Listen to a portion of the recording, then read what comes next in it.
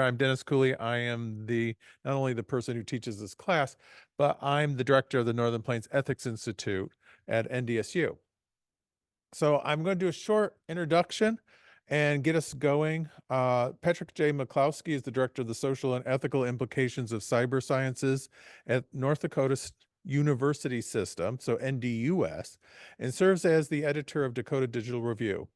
Previously, he served as the Director of Research and Publications at the University of Mary and editor of 360 Review magazine. He earned a BA in Philosophy and Political Philosophy at Carleton University and an MS in Journalism at Columbia University's Graduate School of Journalism. Bukowski has written for many publications, including the New York Times, the Wall Street Journal, National Post, and City Journal. His books include Open Secrets of Success, The Gary Tharaldson Story, Frank's Extra Mile, A Gentleman's Story, and The Street Stops Here, a year at a Catholic high school in Harlem, published by the University of California Press. This event is sponsored by NDSU's College of Arts and Sciences, Tri-College University, the Dakota Digital Academy, the Crosswinds Institute, and of course the Northern Plains Ethics Institute. This event is also being recorded by the NPEI and will be posted when edited onto our YouTube channel. So if you don't want your voice recorded, don't say anything. We will not be recording any students in the room. So that's a FERPA thing. So we took care of that. Let's welcome our speaker. Thank you. Will this go on here somehow? Yeah, if you put it up closer, it might. All right, can you hear me in the back row? If not, please move down. Well, thank you, Professor Cooley. It's great to be here. Great to see you all again. So today we're going to do AI-powered girlfriends, boyfriends, honey trap, PSYOP, existential threat. It is an op-ed, the article that you wrote. It's not speaking for the North Dakota University system or or the magazine. It's not an editorial. It's an opinion, my own personal opinion, and that's in journalism how we do things when you are not simply reporting a story. First of all, I wanted to give a plug for courses like this. I served for about 12 years as on the advisory board for the Riley Center for Science, Technology, and Values at Notre Dame. And it was great because I got to go to football games free. The center was built on the engineering school. So what it did, it's been there over 60 years, is it paid for an extra 5th year for students who wanted to stay and do a 5th year completely arts and sciences, or letters and arts, basically. So as well as learning how to calculate things as you do as engineers, it was about reading, writing, and thinking. And over the decades, it became clear that the engineers who went through that extra year did much better in their careers long term. They're the ones that became CEOs and were able to take engineering into other arenas in business, government, et cetera, because they'd started out early, having a broader education, learning how to deal with people better, having things other than engineering to talk about at a dinner party or whatever. So it's proved very beneficial. So sometimes I know when you're a student, you think these courses are just, it's kind of fluff, but they're actually quite important in the long run. So I thought I'd give you a little introduction to journalism because you probably don't meet too many working journalists, writers, and so forth here or even in North Dakota. So first thing in the big picture, journalists write stories. Hopefully they're true, or at least they should be an attempt to be true. That's how we all communicate, either implicitly or explicitly. We're always telling each other stories.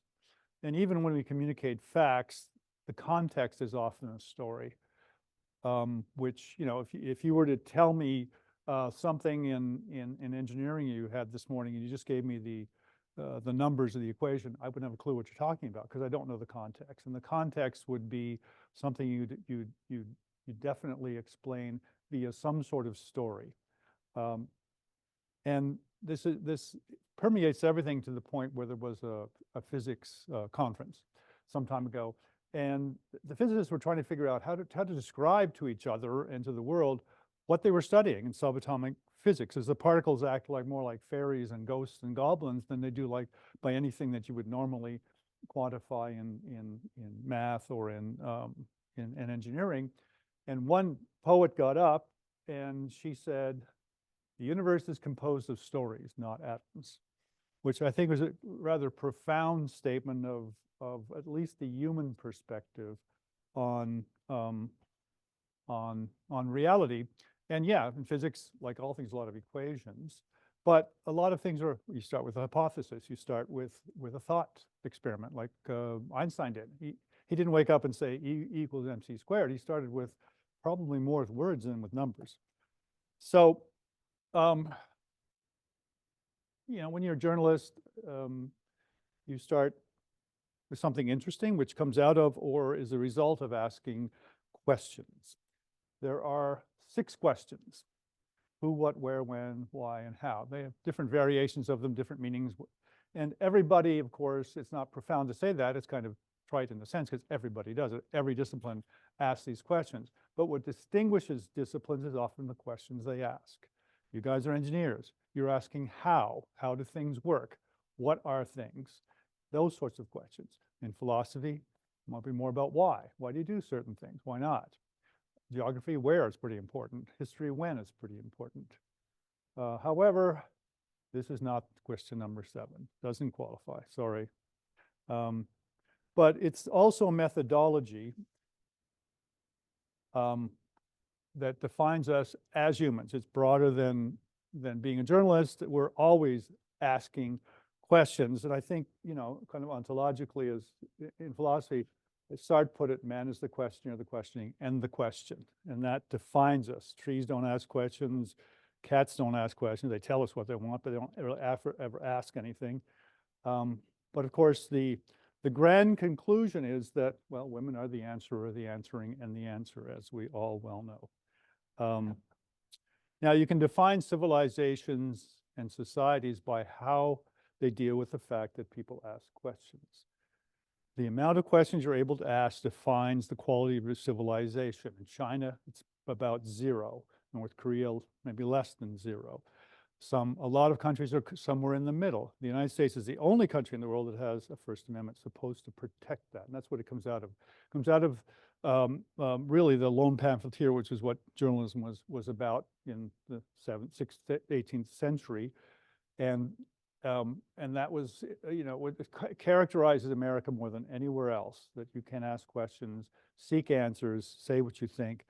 Of course, that's very much under attack, as we see with cancel culture, with censorship, with Twitter files recently exposed, government intelligence services trying to suppress, you know, all kinds of any inquiry into what the government wanted to do. So I think the question is always blue pill or red pill. This is from The Matrix, which I would imagine you've seen, although it came out around the time you were born, if not before. Blue pill is go back to sleep, just accept what you're given. Red pill is do you want the truth?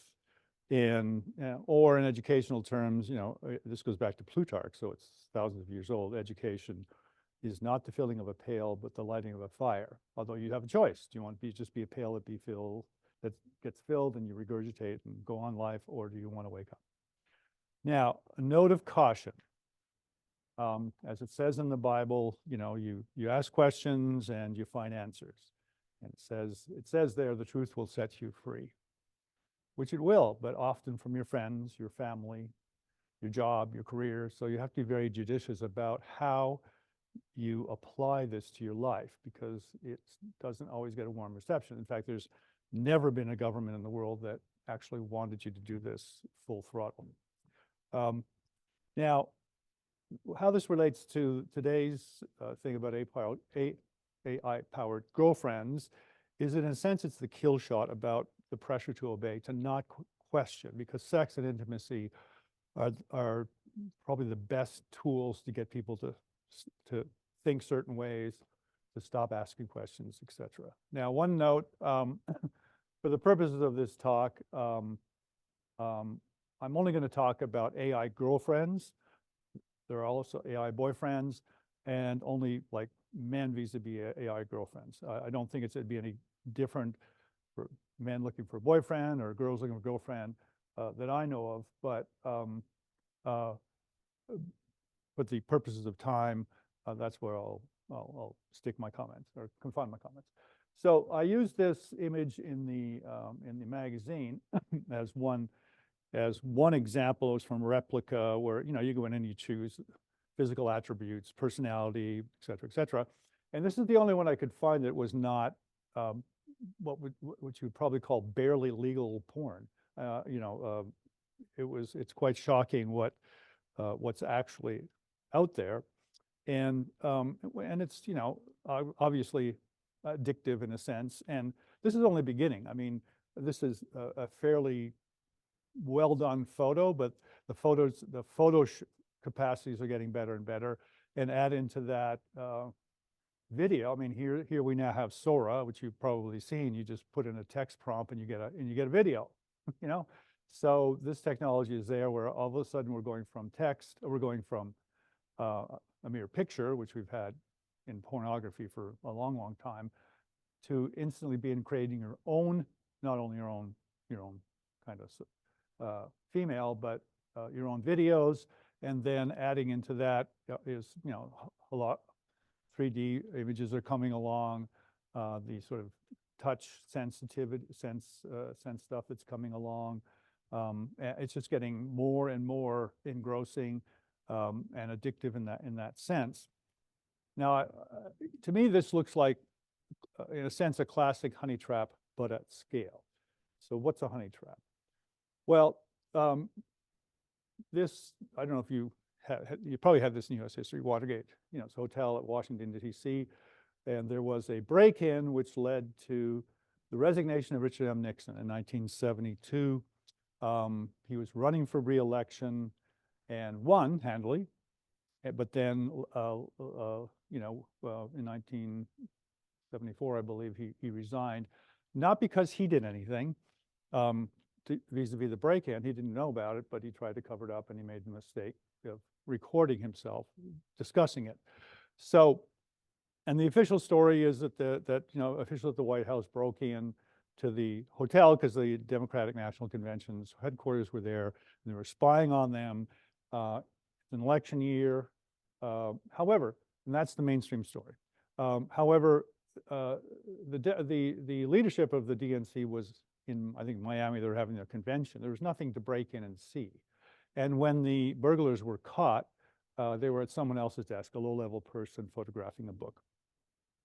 So now this is sort of one of my first introductions to journalism, because I met someone who was inadvertently, but actually intricately involved in this. I met him 20 years later. He wanted to write a book, and he'd been silenced. But a couple of journalists wrote a revisionist history of Watergate. This one was probably the most notable, which validated his story. And basically what the entire thing was really about was this: a call girl. It was a call girl honey trap. If you remember, the picture of Watergate to the right was the Columbia Plaza. There was a 3-bedroom apartment in there. The fellow I knew was their lawyer. He was involved, a strange guy. But anyway, this is not anything unusual in Washington, D.C. to have a house of a brothel. I mean, there were many, but this one was a little different. It catered to really high-end clientele, and as this fellow found out, that what was really different about it was there were false walls, and whenever they had clientele coming from the Democrat National Committee's headquarters, visiting donors and what they call firemen, dignitaries, etc. And the CIA was, according to this whole story, was taping all of this. So you had a honey trap plus technology, and using that information for trying to figure out what entices men, how to get secrets out of them, and then leverage, blackmail, et cetera, et cetera. It's an old story, but the technology starts moving it to a whole other dimension. And I think what we have with AI girlfriends is the same sort of thing. It's a honey trap, but it's at scale, because all the data, all the interactions can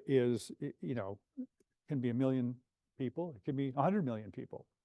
All that data can get sucked up by all these different websites and used by whoever wants or can get access to it, whether it's corporations that want to sell, Department of Justice, the 17 intelligence agencies, domestic, FBI, foreign intelligence services, et cetera, So you can imagine what comes out in these interchanges about individuals that can be then used to perfect, because these are generative AI as well, right? They're learning from all this how to better entice and entrap and draw information out of.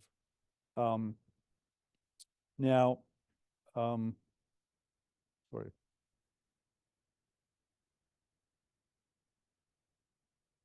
So the question is, why are so many men attracted to this? I mean, at this time, and it's a little more than just what used to be a Playboy magazine on a news stack somewhere.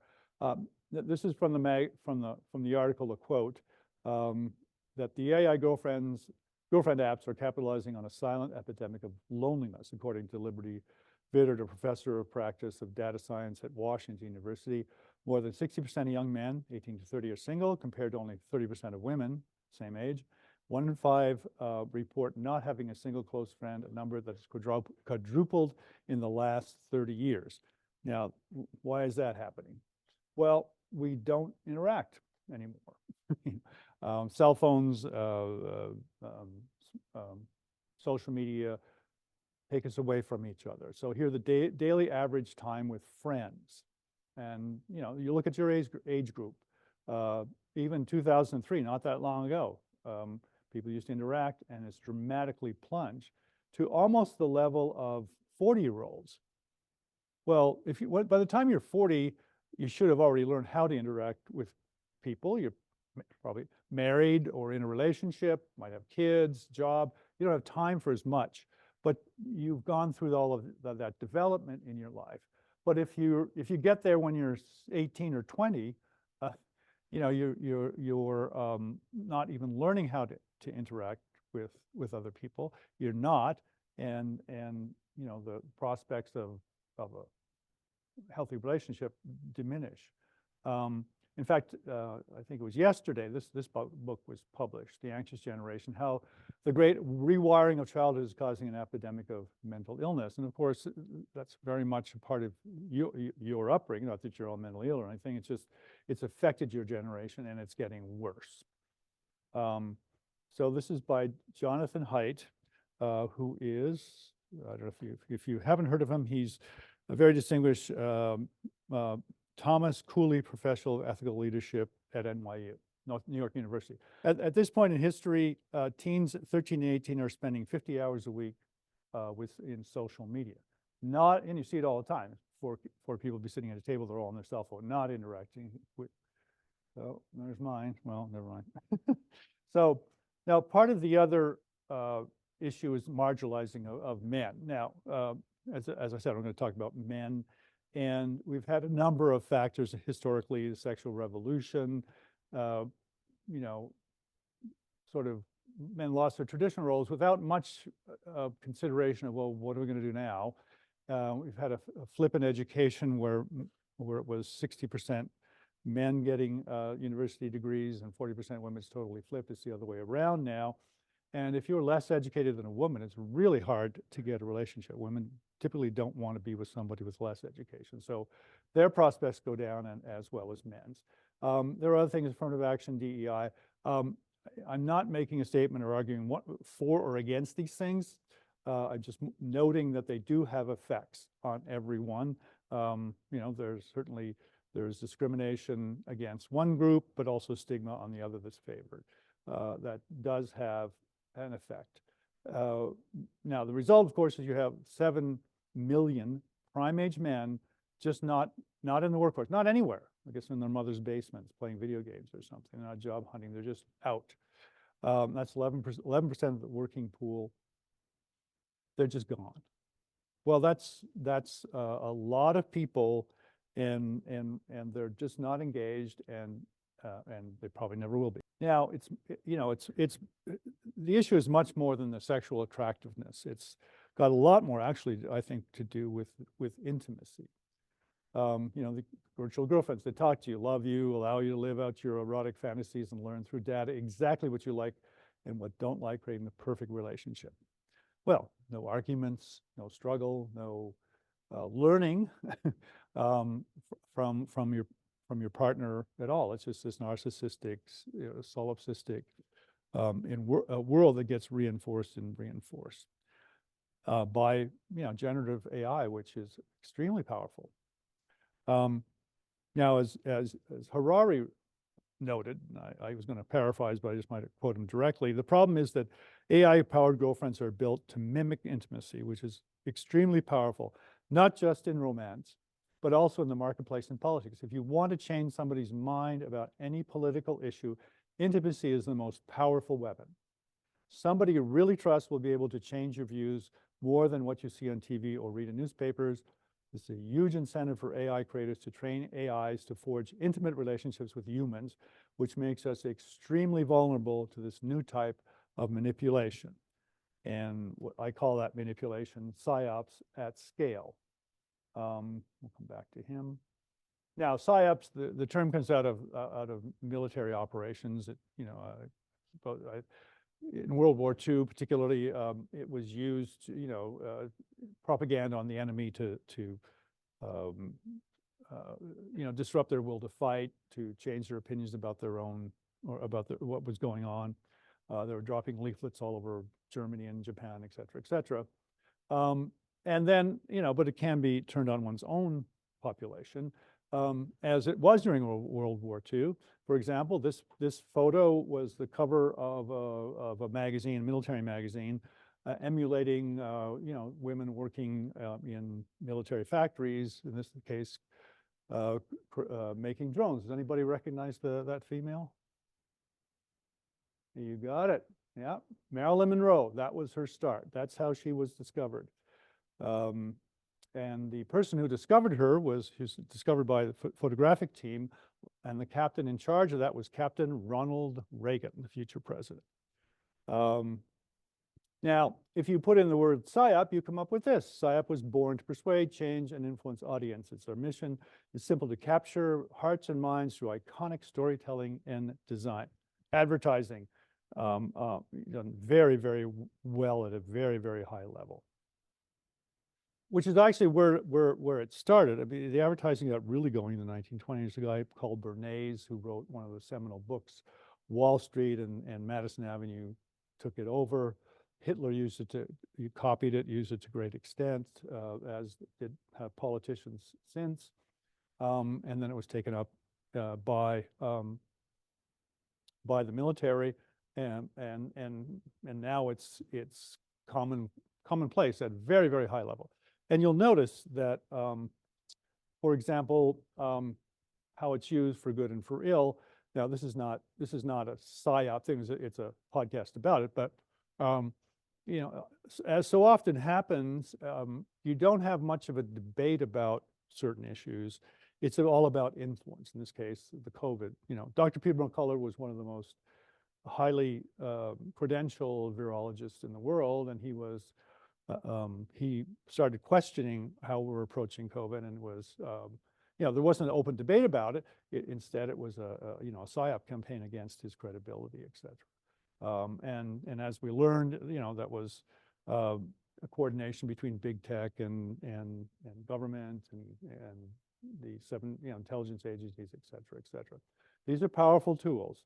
So one thing to look out for is when something comes up and you don't see a lot of investigation, debate, both sides, all sides, but you see attitude shifting and stories coming out and ads and all that sort of thing, pushing a certain thing without the requisite examination, you're in a PSYOP. And of course, this is as it gets more into 3D, right? So Now, we know that AI girlfriends do not exist. You can't go meet one. It's all online. It's cyber. But one thing to note is that when people believe in things that are not real, that do not exist, there are very real consequences. For example, so I'll just touch on three in this particular arena with AI girlfriends. Number one, demographics. This is the demographic profile of China. They lie about their data, so you have to knock off the yellow and look at the red. So these are when people are born, and this is, so it's an inverted, what you call an inverted pyramid, right? That of population. So you have this huge older population and a very small and dwindling younger population. Their fertility rate is about 1.2. South Korea is about 1. What that means is that they're in for demographic collapse. There's supposedly 1.4, probably 1.2 billion people in China.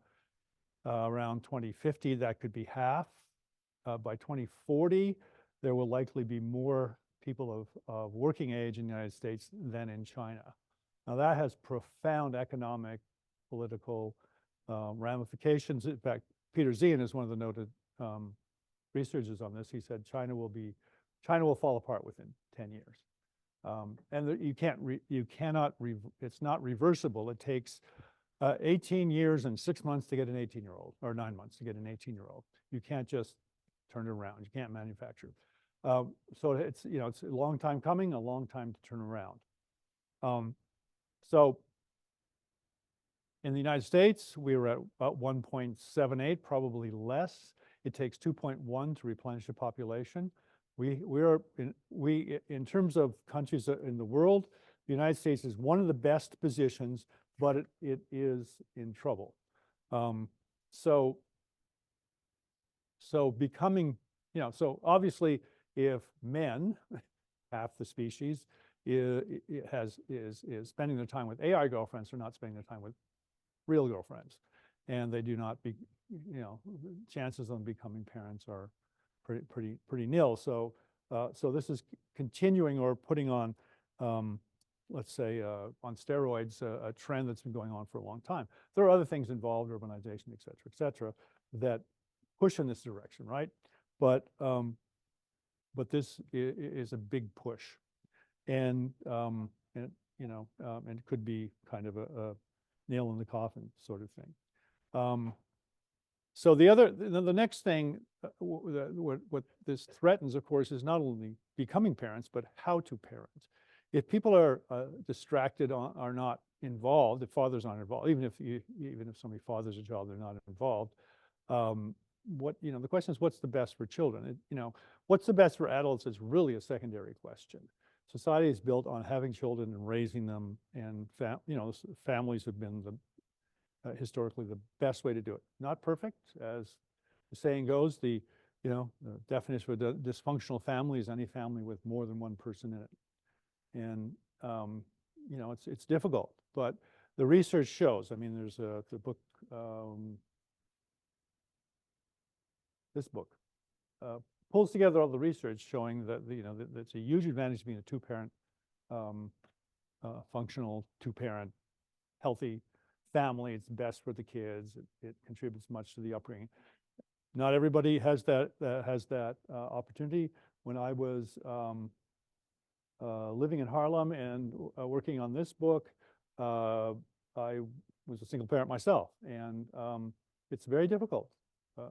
And at the school in Harlem, it was 85% Black, 15% Hispanic, and I'd say probably 85% were single parents.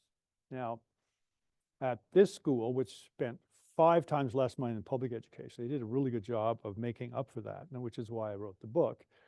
Because the disaster that happens in big city public schools, the backdrop is family breakdown. It's not the only thing going on. It's a major issue. And Detroit is the worst, but other big cities are a whole lot better. You end up with, well, anyway, the NEEP is National Assessment of Educational Progress. It's actually accurate. It's called the nation's report card. So this is grade 4 math. in Detroit. 5% of Black students are at proficiency, 10% of Hispanic. That means that, and other cities go, well, they might get up to 10% or 15%, somewhere, so you have anywhere from 85 to 95% of inner city students below proficiency. And the students who have two-parent functional families do much, much better. If a child, for example, doesn't learn to read by the third grade, 19 times more chance of dropping out. This is grade 8 reading, hasn't improved. In fact, usually these scores go down the longer students are in school. They don't go up. So, and this is the key to, when you hear about institutional racism and as the cause of all this, of the achievement gaps, et cetera, it's fundamentally, it takes place in the educational system.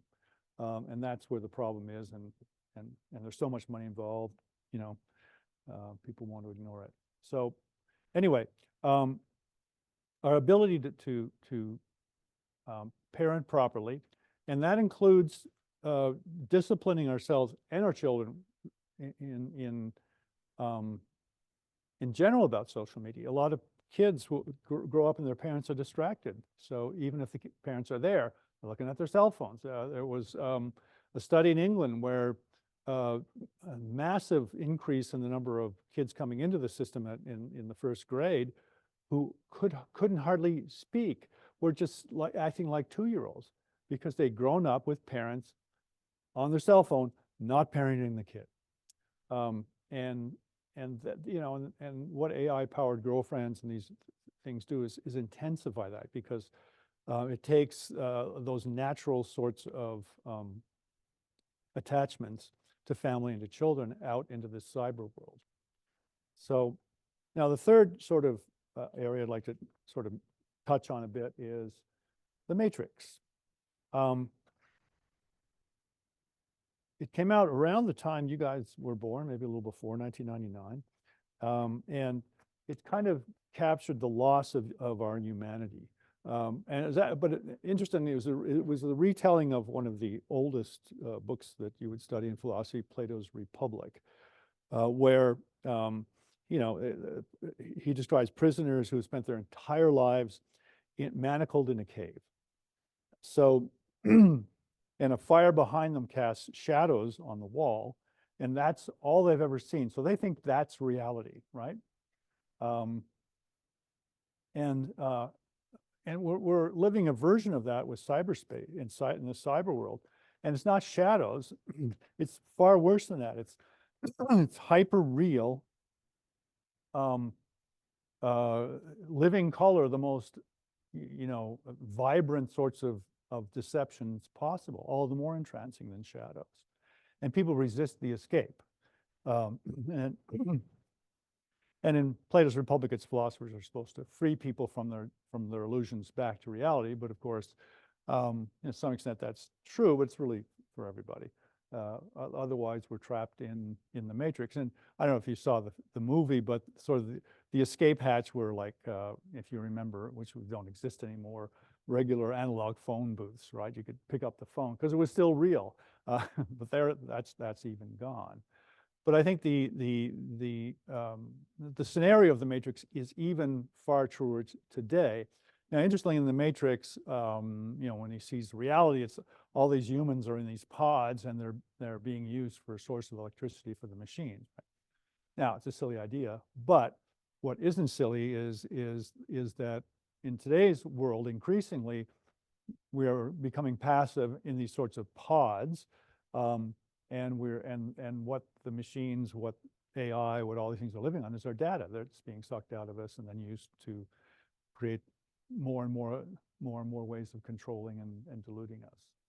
So it's not that technology is bad in and of itself, as we all know. You use it all the time, but how do we discipline ourselves? How do we use it in a way that we get the benefits without the downside?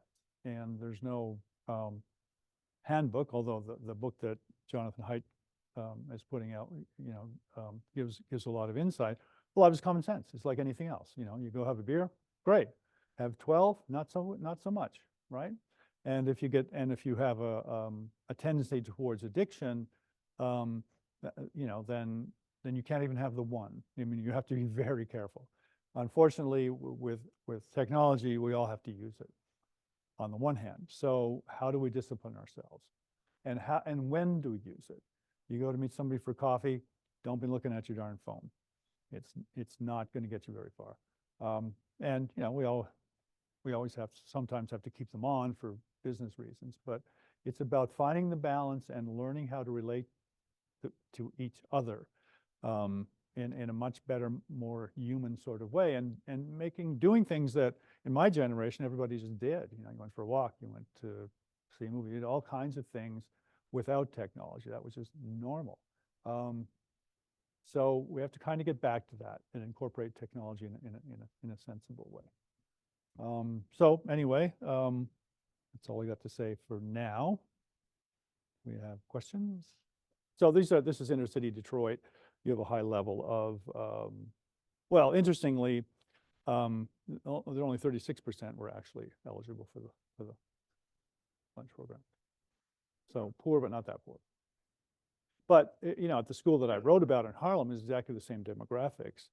And as I said, they spent 5 times less money, and everyone that stayed 4 years graduated in 4 years. And even students that left, if they stayed 2 years and went back to public school for some reason, they'd acquired so many credits and they'd learned enough of how to apply themselves, discipline. And the one lesson that the principal hammered every day at his young men, he said, you are responsible for your own education. It's not anybody else's responsibility. So even if a teacher isn't that great, it's your responsibility. And he would meet with every student and he'd tell them, you know, you're a B student. If you don't get B, you fail, or you're an A student. And he would go, especially with the athletes, right? Because that year, Rice High School had the #1 basketball team in the country. Didn't have a gym, it's a Catholic school, but they had the #1 rated team. And he told everybody, you know, he says to every individual, you're an A student, you don't get A, you don't play. And he meant it. I mean, he benched a 7'2" center in the state championship because he didn't do his homework. And that had a profound effect. I'm interested in this two-parent privilege. What I want to connect it to the AI stuff, because I think the more important issue is too much technology for the working children. Yeah. I wonder if it's the two-parent is just because you have two rather than one, and two can do the workload, so it doesn't matter if it's male, female, female, or even it'd be interesting to see what three-parent families could do. And so on. So I think that might be more of a resource thing. But this too much use of technology, can you expand on that? So instead of them working with the children, what's happening there? Well, they're sitting at the dinner table and their parents on their cell phones instead of engaging with the kids. Well, to get back to the two-parent thing, I mean, there's a long social science history of researching family structure, and a lot of the of course, you know, a lot of the research concern single parent, usually mother only, versus two-parent, mother father. Now, is it a function of how many people you have in the household? Certainly, to a good extent. You have maybe the possibility of 2 incomes, or one person is dedicated to raising the kids and et cetera, and food and homework, and somebody else is making the money. That certainly has a lot to do with it. I think the other side of it is probably someone has to play the mother role, someone has to play the father role. So if you have 2 men, you have 2 men. So how does that work? I don't think there's enough data to even know that. But often, like in Harlem, in some families, because there's so many people in jail, it could be the mother and the grandfather.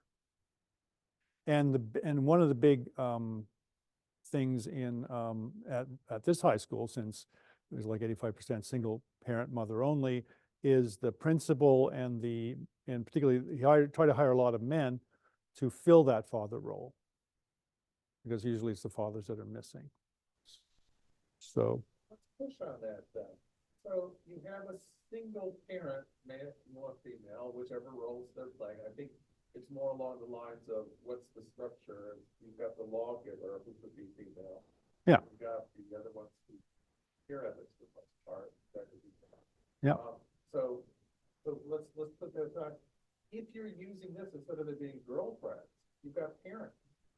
I'm sorry, say it again? AI parents. Oh, Would that be something that'd be okay then? AI parents? Yeah, so not the girlfriend, boyfriend, which. Yeah. Because I'm worried about, you don't have an actual relationship without two people. You have an attachment to a mechanical device. Right. So that worries me. That came up last night. I think other people. Yeah. What about it? What about, instead of the girlfriend, boyfriend, it's a parent that you don't have? Right. Would that be actually good for kids? Well, I think that's, it's going to be, well, good and bad, right? I mean, a lot of things are moving in that direction because with teaching, a lot of schools are not very good. They really aren't. I mean, you know, big city school districts where most kids go are disaster zones. So, you know, what's coming into play are AI mentors. Either because a kid is having trouble learning how to read or whatever it is, so it's helping, like remedial, or you have a kid who's very bright and being held back. So either way, the AI mentors help and can be tailored to the individual, and you can create. In fact, I wrote about the guy who created Princeton Review. He was doing that kind of analog years ago. So that can be extremely helpful, right? Because you're just transmitting skills, et cetera, but I think you still need the human, which is far beyond and around that. So it's not a substitute. It's an addition. Of course, the temptation will be to make it the substitute, right? And some parents will do that. We have that already. You know, I remember being in a meeting of guidance counselors at the school in Harlem, and there was somebody, it was somebody from I think Fauci's school, this very high-end Catholic school up in Midtown, and we're talking about two parents, one parent, and her attitude is, well, you know, these days you're lucky to have one loving parent, right? That in the family she was dealing with, you know, you're very wealthy, both parents might be completely distracted with careers and nobody paying attention to the child. So she said, I'd rather have a one-parent family where at least that parent is involved and the kid loves the kid, right? And in other families, like you'd have, you know, Chinese immigrants, for example. Well, the mother doesn't speak English, so mom can't help with your homework, but you get the parental function being fulfilled, and then the AI can kick in to help. But I do think there will, as with all of technology, people, you know, take it too far, and it can become a substitute for parenting, which, you know.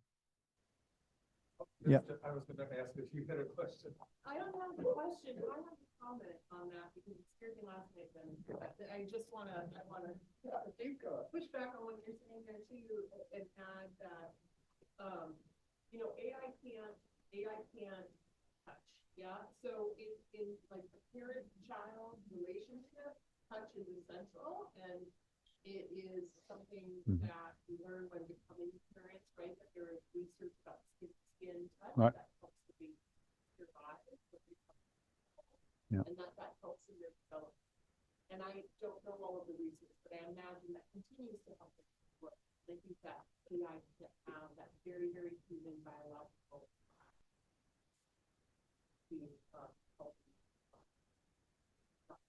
Right.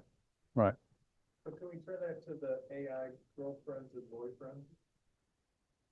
Is that part of your argument as well? Why they're problematic?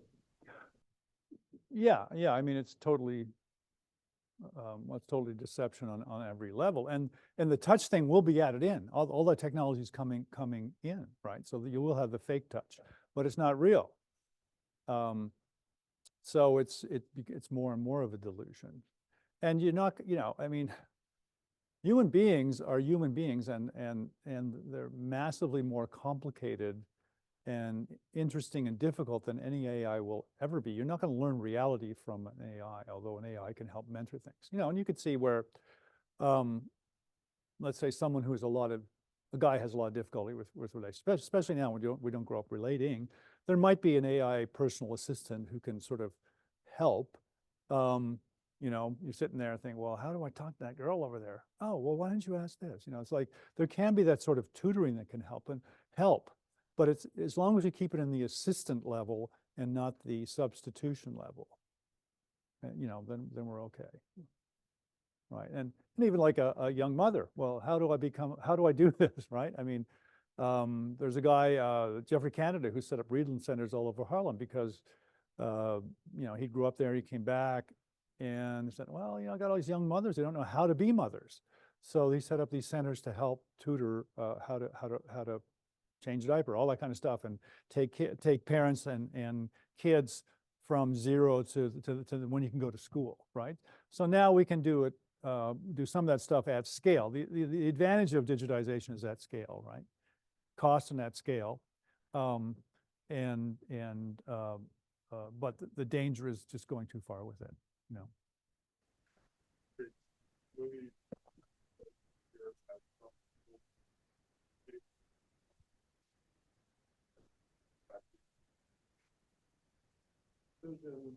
Not being able to access healthcare and stuff as rich students. Because of this, the general education of the U.S. plummets. So down people kind of just slowly makes the entire population dumber. My question is, you have a huge push for increasing the birth rate, but how do you see increasing the birth rate by also maintaining education benefiting large populations, ensuring that people still have the positive factors, because increased population doesn't fit the mortgage rate, it doesn't fit poverty, it doesn't fit all these other issues that help raise a lower birth rate. Right. Right. Yeah, you have multiple problems that have to be addressed, not just one. What has happened in all countries worldwide is that urbanization, like the globalization created urbanization around the world. And that has driven down birth rates because, you know, if you're living on a farm, having 7 kids makes a lot of sense. They're free labor. And also with, you know, lower survival rates, you wouldn't expect all of them to live anyway. Moving to a city and you've got a 2-bedroom apartment, how many kids are you going to have? Plus the cost and everything else. So there's been a natural decline with urbanization. Education, the more people are educated, well, the more career-oriented to become, the more difficult, in a sense, it becomes to have kids. And it is alarming. I mean, the lowest fertility rate in the U.S. is college-educated Black females. And one reason is, I suspect, is that Black males haven't been doing that well, so they have far fewer of their own race and people they know and et cetera. You know, you don't just marry random people if you don't know them, sort of thing. So it is a big problem, and you know, and it's never been really addressed. How do we, on the one hand, support women having careers and having children simultaneously? Now, AI can help, of course, because you can do a lot of stuff, remote work, et cetera, but it is a huge problem that we have to address.